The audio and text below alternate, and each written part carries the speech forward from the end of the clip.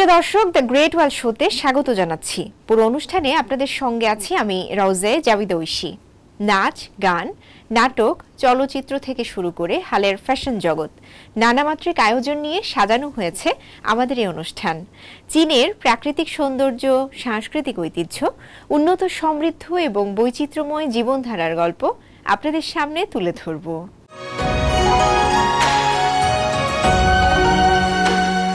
চলছে ২৩তম ঢাকা আন্তর্জাতিক চলচ্চিত্র উৎসব ও চীনা চলচ্চিত্র সপ্তাহ।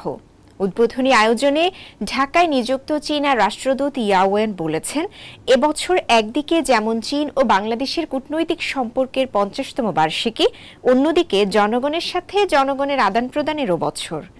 এদিকে আন্তর্জাতিক প্ল্যাটফর্মগুলোতে বাংলাদেশের সংস্কৃতি ও ইতিহাস তুলে ধরার কথা জানিয়েছেন তথ্য ও সম্প্রচার উপদেষ্টা মোহাম্মদ নাহিদ ইসলাম। আমার করা রিপোর্টে থাকছে বিস্তারিত। নান্দনিক চলচ্চিত্র, মননশীল দর্শক, আলোকিত সমাজ স্লোগান নিয়ে পর্দা উঠল ২৩তম ঢাকা আন্তর্জাতিক চলচ্চিত্র উৎসবে। একই সাথে উদ্বোধন করা হয় চীনা চলচ্চিত্র সপ্তাহ। ১১ জানুয়ারি জাতীয় জাদুঘরের প্রধান মিলনায়তনে উদ্বোধনী আয়োজনের মধ্য দিয়ে শুরু হয় এই উৎসব।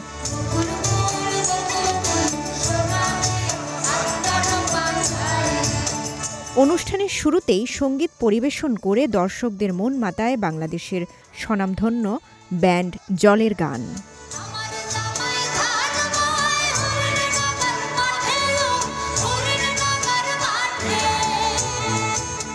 রেইনবো চলচ্চিত্র সংসদের আয়োজনে এবং চীনা দূতাবাসের পৃষ্ঠপোষকতা ও সহযোগিতায় ৯ দিন ব্যাপী এবারের উৎসব অনুষ্ঠিত হচ্ছে। অনুষ্ঠানে চলচ্চিত্র প্রদর্শন ও পরিদর্শনের মাধ্যমে বাংলাদেশ ও চীনের চলচ্চিত্র শিল্পে গভীর সহযোগিতা ও বিনিময় বৃদ্ধি পাবে বলে প্রত্যাশা ব্যক্ত করেন চীনা চলচ্চিত্র প্রশাসনের আন্তর্জাতিক বিভাগের এই কর্মকর্তা। এই বছর বাংলাদেশ ও চীনের মধ্যে ৫০ বছর পূর্তিকে চিহ্নিত করে। গত বছর যৌথ বিবৃতির মাধ্যমে সমন্বিত ও সহযোগিতামূলক অংশীদারিত্বের বেশ কিছু ক্ষেত্রে চুক্তি স্বাক্ষর হয়েছে। এরই প্রেক্ষিতে চলচ্চিত্রসহ বিভিন্ন ক্ষেত্রে বিনিময় ও অভিজ্ঞতা শেয়ার করতে আমরা উভয়েই উৎসাহিত হয়েছি। আমরা আশা করি চলচ্চিত্র প্রদর্শন ও পরিদর্শনের মাধ্যমে দুদেশের চলচ্চিত্র শিল্পের গভীর সহযোগিতা ও বিনিময় বৃদ্ধি পাবে।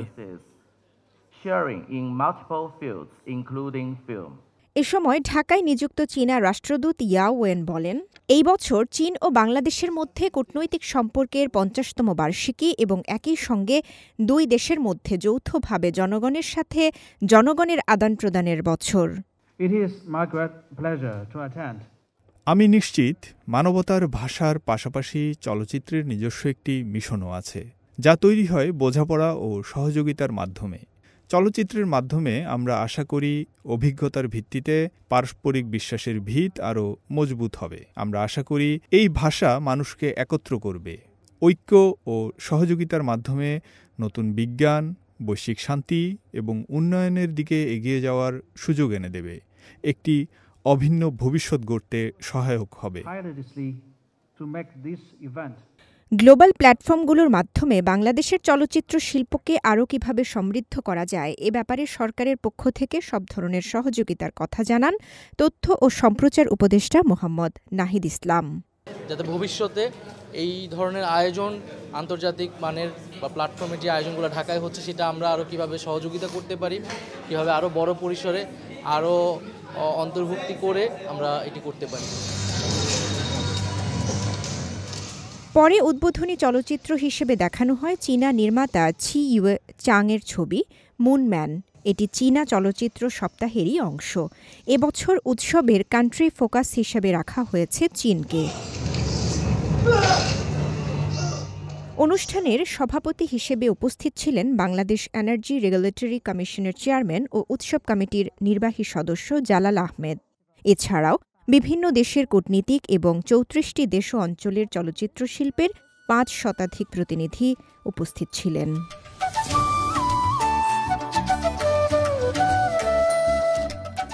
উৎসবে এশিয়ান প্রতিযোগিতা বিভাগ, রেট্রোস্পেকটিভ বিভাগ, Bangladesh panorama, wide angle, cinema of the world, children film, spiritual film, short and independent film ও উইমেন্স ফিল্ম সেকশনে ৭৫ দেশের পূর্ণ ও স্বল্প দৈর্ঘ্য মিলিয়ে ২২০টি চলচ্চিত্র দেখানো হচ্ছে।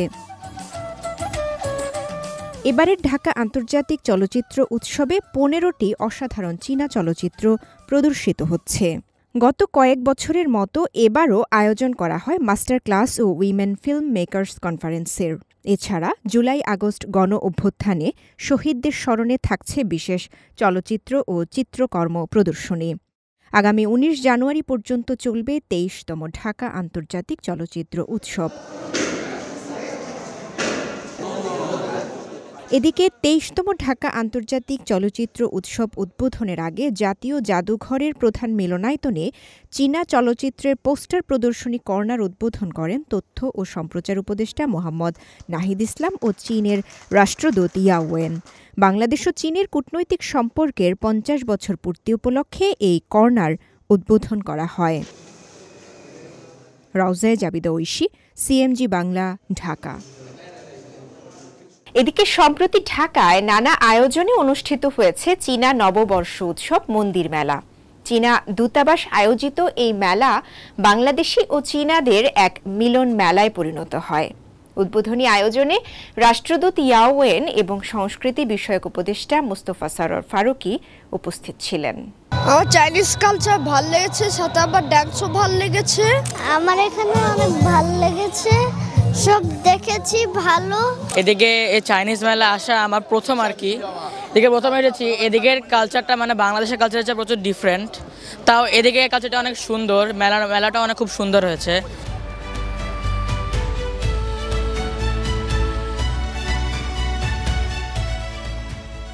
লাল লণ্ঠন সহ হরেক রকম রঙিন সাজ, সবই চীনা ঐতিহ্যবাহী সাংস্কৃতিক উপাদান।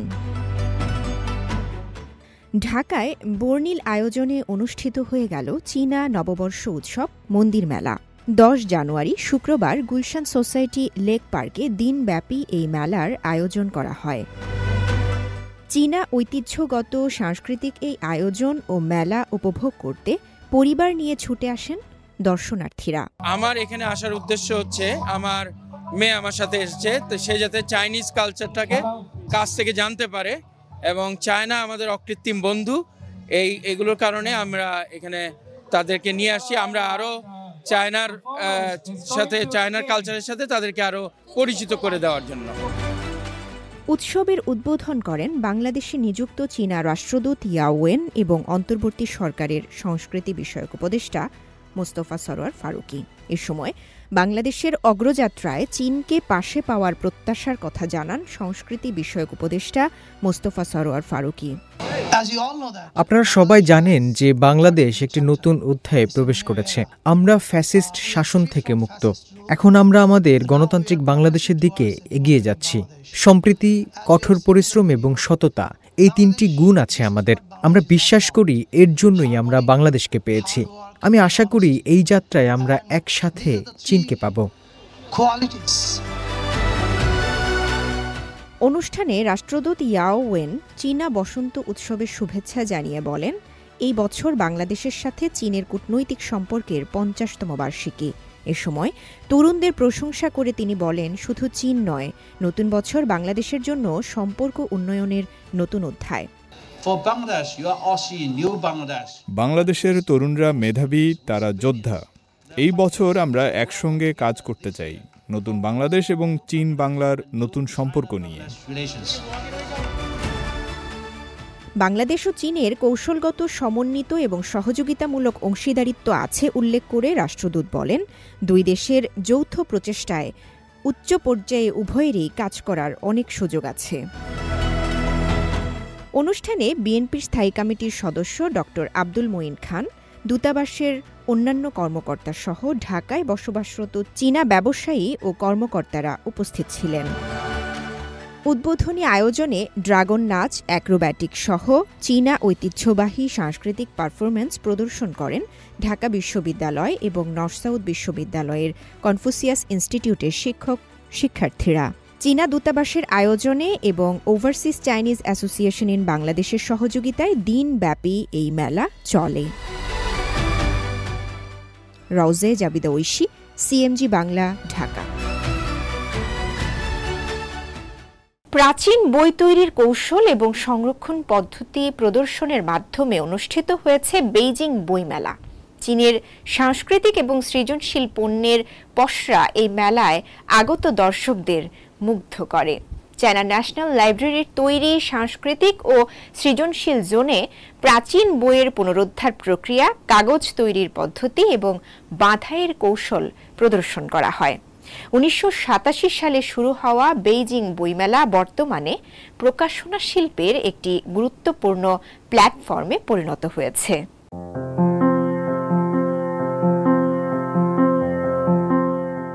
কাগজ চীনাদের আবিষ্কার, সুতরাং প্রাচীন বই ও নথিপত্রের বিশাল ভাণ্ডার তো চীনেই থাকবে। কিন্তু এত আগে কিভাবে তৈরি হতো বই, সেগুলোর সংরক্ষণই বা কিভাবে করা হতো, এসব প্রশ্নের উত্তর পাওয়া গেছে বেইজিং বইমেলায়। মেলায় দেখা গেছে চীনের বিস্তৃত সাংস্কৃতিক এবং সৃজনশীল পণ্যের পসরা। বেইজিংয়ের চীন আন্তর্জাতিক প্রদর্শনী কেন্দ্রে অনুষ্ঠিত হওয়া এই মেলা শেষ হলো গেল সপ্তাহে। এবারের মেলার মূল আকর্ষণ ছিল চায়না ন্যাশনাল লাইব্রেরির বানানো সাংস্কৃতিক এবং সৃজনশীল জোন, যেখানে ছিল নানা সৃজনশীল পণ্য, বই তৈরির প্রাচীন কৌশল, কাগজ বানানো, বই বাঁধানো, কাঠের ব্লক প্রিন্টিং এবং পলিশ করার নানা পদ্ধতি দেখানো হয়েছে এখানে। চীনের প্রকাশক সমিতি ও বই ও পত্রিকা বিতরণ সমিতি যৌথভাবে আয়োজন করে এই মেলার। 50,000 বর্গমিটার আয়তনের প্রদর্শনী হলে সামাজিক বিজ্ঞান, প্রযুক্তি, শিশু সাহিত্য এবং শিক্ষামূলক প্রকাশনাগুলোকে স্থান দেওয়া হয়েছে। আমাদের পণ্যের এই সেটটিকে বলা হয় skill hands and engineers minds. আমাদের মূল লক্ষ্য হচ্ছে দর্শনার্থীদের কাছে প্রাচীন বইয়ের পুনরুদ্ধার প্রক্রিয়াটি তুলে ধরা। মেরামত করা এই পাতাগুলোতে আছে কিছু পুরনো লেখা এবং সেই সঙ্গে প্রতিটির বর্ণনা। তাংহুলু নামের একটি ঐতিহ্যবাহী সরু কাঠের হাতুড়িও ছিল এই মেলার আরেকটি জনপ্রিয় পণ্য। এটি লাইব্রেরি এবং China media group spring festival গালা কর্তৃপক্ষ যৌথভাবে তৈরি করেছে। সরু কাঠের হাতুড়িটি মূলত একটি হাতে তৈরি ড্যাবারের মতো, যা কাগজ ঘষার এবং মসৃণ করার জন্য ব্যবহার করা হয়। আমরা একটি ওয়ারমুড পেপার ডিজাইন করেছি, যা বাজারে আসার সাথে সাথে ব্যাপক জনপ্রিয়তা পেয়েছে। সাংস্কৃতিক এবং সৃজনশীল পণ্যের এলাকা প্রতিষ্ঠার লক্ষ্য হচ্ছে বইয়ের দোকানগুলো রূপান্তর এবং উন্নতি করা। 64টি বুথ এবং 20,000-এরও বেশি পণ্যের প্রদর্শনী সহ এই অঞ্চলে সাংস্কৃতিক বিনিময় প্রচারের জন্য বিভিন্ন কার্যক্রম অনুষ্ঠিত হয়। আমরা এমন একটি প্ল্যাটফর্ম তৈরি করতে চাই যেখানে সবাই অংশগ্রহণ করতে পারবে। ব্যবসার ধরনকে আরও সমৃদ্ধ করার সম্ভাবনা তৈরি করছি, যা পুরো বই শিল্পকে উজ্জীবিত করবে। 1987 সালে প্রথম চালু হওয়া বেইজিং বইমেলা এখন প্রকাশনা শিল্পের জন্য একটি গুরুত্বপূর্ণ আয়োজনে পরিণত হয়েছে। হোসনে মোবারক সৌরভ, সিএমজি বাংলা। তৃতীয়বারের মতো বার্ষিক টিভি নাটক পুরস্কার বিতরণী অনুষ্ঠানের আয়োজন করেছে চায়না মিডিয়া গ্রুপ সিএমজি।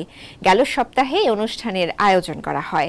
এতে টেলিভিশন শিল্পকর্মে অবদান রাখা ব্যক্তি ও প্রতিষ্ঠানকে 21 ক্যাটাগরিতে পুরস্কৃত করা হয়।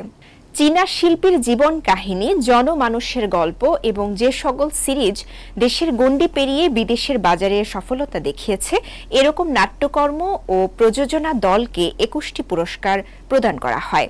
চলতি বছর চলচ্চিত্র, টিভি ও সাংস্কৃতিক পর্যটন একত্রীকরণের ভোক্তা বর্ষের ঘোষণা আসে এই অনুষ্ঠান থেকেই। আয়োজকরা জানান, গভীর একত্রীকরণের মাধ্যমে নাট্যকর্ম ও পর্যটন গন্তব্যের প্রতি ভোক্তা আকর্ষণ বাড়ানোর জন্যই এই আয়োজন। বর্ণিল এই সন্ধ্যায় জনপ্রিয় টিভি সিরিজের শিল্পী, প্রযোজকরা এবং 3 প্রজন্মের সৃজনশীল প্রতিনিধিরা তাদের পারফরমেন্স উপস্থাপন করেন।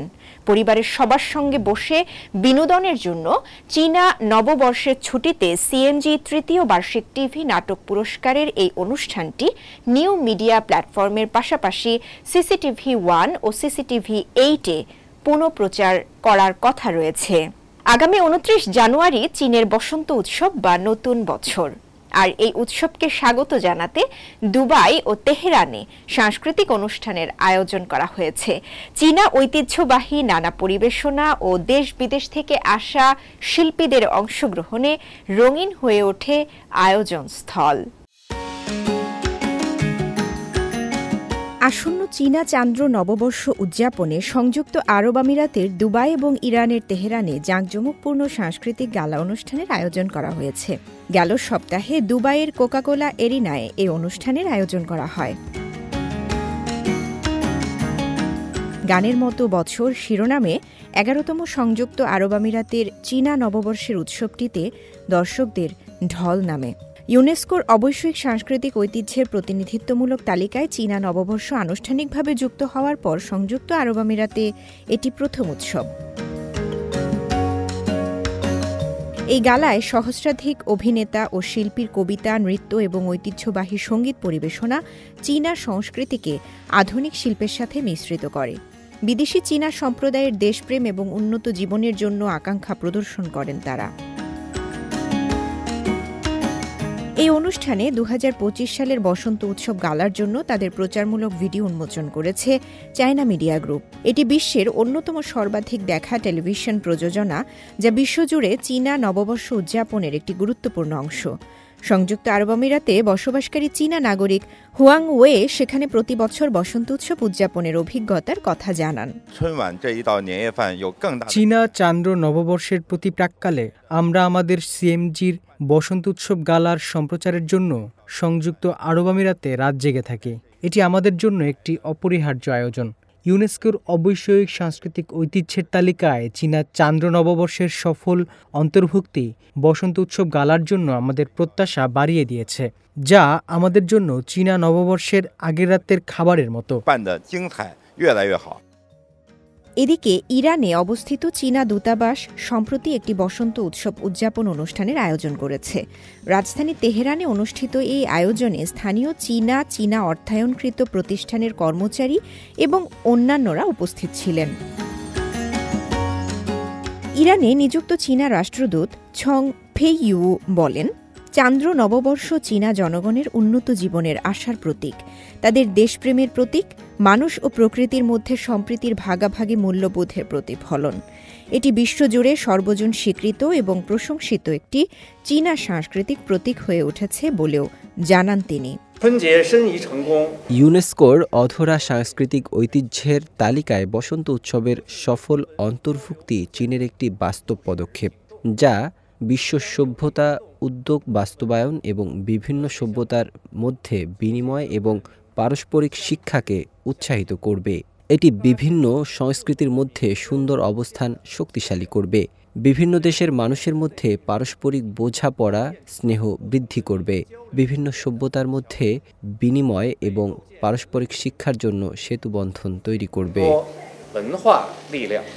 গত বছরের 4 ডিসেম্বর আনুষ্ঠানিকভাবে চীনা নববর্ষকে ইউনেস্কোর অবৈশ্বিক সাংস্কৃতিক ঐতিহ্যের তালিকায় অন্তর্ভুক্ত করা হয়। এটি ঐতিহ্যবাহী উৎসবের বিশ্বব্যাপী তাৎপর্য তুলে ধরে। এই স্বীকৃতি কেবল চীনা সংস্কৃতির আন্তর্জাতিক প্রোফাইলকেই উন্নত করে না, বরং বিশ্বব্যাপী মানুষকে উৎসবের সমৃদ্ধ ঐতিহ্যের সাথে জড়িত হওয়ার এবং উদযাপন করার সুযোগও প্রদান করে। রওজে জাবিদ ঐশী, সিএমজি বাংলা। 2025 সালের স্প্রিং ফেস্টিভ্যাল গালার অপেরা শুটিং চীনের থাইইউয়ান শহরে অনুষ্ঠিত হয়েছে। চীনের ব্যস্ত রাস্তায় ধারণকৃত এই আয়োজনের মাধ্যমে ঐতিহ্যবাহী সংস্কৃতি পৌঁছে যাচ্ছে সাধারণ মানুষের কাছে। পাশাপাশি এই ধরনের আয়োজনে তরুণ শিল্পীদের অংশগ্রহণ ধীরে ধীরে বৃদ্ধি পাচ্ছে, যা চীনের ঐতিহ্যবাহী অপেরাকে তরুণ প্রজন্মের মধ্যে আরও জনপ্রিয় করে তুলছে। দরজায় কড়া নাড়ছে 2025 সালের স্প্রিং ফেস্টিভ্যাল গালা। আর এই গালার অপেরা পরিবেশনা শুটিং সম্পন্ন হয়েছে উত্তর চীনের প্রাচীন শহর শানসি প্রদেশের থাইইউয়ান শহরে। খোলা রাস্তায় পরিবেশিত এই আয়োজনের মূল লক্ষ্য হচ্ছে ঐতিহ্যবাহী সংস্কৃতিকে আরও বেশি মানুষের কাছে পৌঁছে দেয়া। বসন্ত উৎসব গালা চীনের গণমাধ্যম এবং সোশ্যাল মিডিয়ায় প্রচারিত হবে উৎসবের দ্বিতীয় দিন বা ৩০ জানুয়ারি। এবারের গালার নতুনত্ব হচ্ছে স্টুডিওর বাইরে অপেরার পরিবেশনা। তাইওয়ান প্রাচীন শহরের রাস্তাঘাট এবং স্থাপত্যের পাশে সাজানো গালার সেট অপেরা প্রেমীদেরকে একটি চমকপ্রদ অভিজ্ঞতা দেবে। এই অপেরার প্রধান আকর্ষণ দক্ষিণ চীনের ইয়াংজি নাচ। এটি ধারণ করা হয়েছে উত্তর চীনের একটি প্রাচীন শহরে। আমাদের পরিবেশিত ইয়াংজি নাচের ৪০০ বছরের পুরনো ইতিহাস রয়েছে।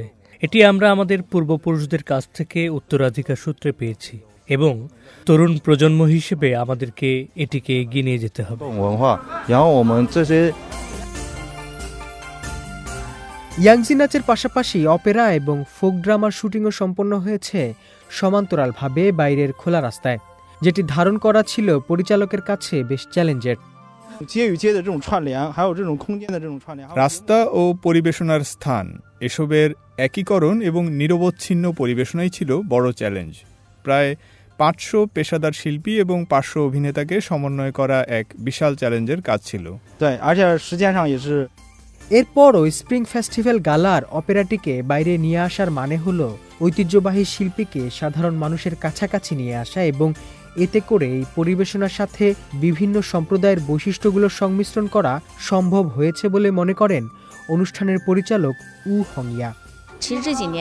সাম্প্রতিক বছরগুলোয় গালার বার্ষিক অপেরা অনুষ্ঠিত হচ্ছে স্টুডিওর বাইরে।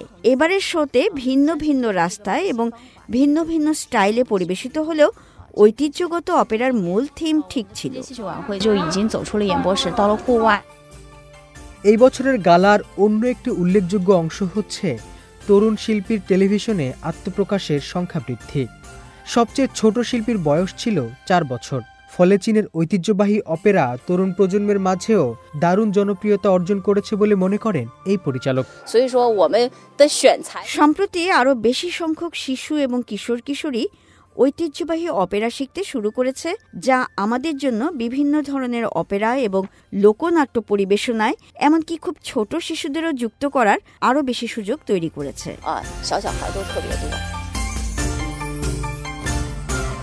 তরুণ প্রজন্মের মধ্যে ঐতিহ্যবাহী অপেরা শেখার আগ্রহ চীনের অধরা সাংস্কৃতিক ঐতিহ্যকে আরও উজ্জীবিত করবে বলে মনে করেন বিশ্লেষকরা। হোসনে মোবারক সৌরভ, সিএমজি বাংলা। প্রিয় দর্শক, দ্য গ্রেট ওয়ার্ল্ড শো আজ এ পর্যন্তই। আমাদের অনুষ্ঠানটি টেলিভিশনের পাশাপাশি সোশ্যাল মিডিয়ার মাধ্যমে দেখতে www.facebook.com/cmg বাংলা এবং ইউটিউব চ্যানেল সিএমজি বাংলাতে ভিজিট করতে পারেন। পরবর্তী পর্বে নতুন কোনো আয়োজন নিয়ে দেখা হবে আপনাদের সঙ্গে। সে পর্যন্ত সবাই ভালো থাকুন, সুস্থ থাকুন। চাইচিয়েন।